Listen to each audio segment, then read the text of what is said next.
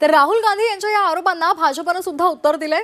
राहुल गांधी संभ्रम निर्माण करतायत असं बावनकुळेंनी म्हटलंय। लोकसभेनंतर महाविकास आघाडीमध्ये अति आत्मविश्वास होता आणि त्याचाच फटका त्यांना बसला असंही त्यांनी म्हटलंय। लोकसभेपेक्षा 33 लाख मतं कमी झाली असंही बावनकुळे यांनी सांगितलेलं आहे। तर राहुल गांधी यांनी अभ्यास करायला हवा होता असं सुद्धा बावनकुळेंनी टीका करताना म्हटलंय।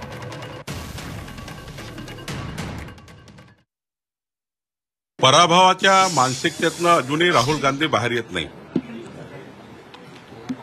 खरं तर आत्मपरीक्षण करायला पाहिजे होतं। लोकसभा जिंकल्याच्या नादात म्हणजे महाराष्ट्रात ज्या 31 सीट त्यांना मिळाल्या, 31 लोकसभा त्यांना मिळाल्या, 17 आम्हाला मिळाल्या।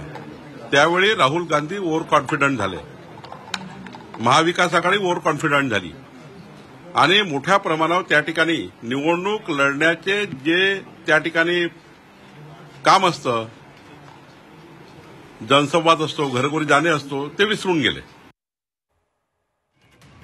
राहुल गांधींचं वक्तव्य शाळेमध्ये नापास झालेल्या मुलासारखं असल्याचा टोला भाजपचे आमदार राम कदम यांनी लगावलाय।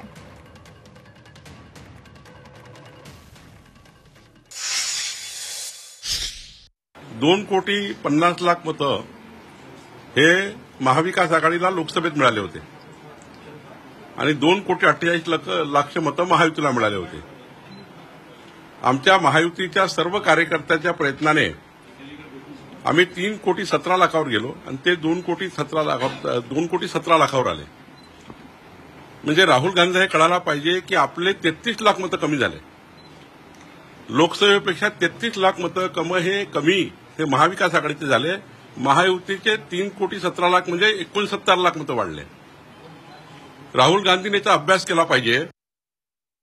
श्रीमान राहुल गांधींचं वक्तव्य म्हणजे शाळेत नापास झालेल्या विद्यार्थ्यानं प्रश्न पुस्तकातले नव्हते, अमुकच होते, तमुकच होते असं रडगाणं जे गातो ना, तशा प्रकारचं हे वक्तव्य आहे।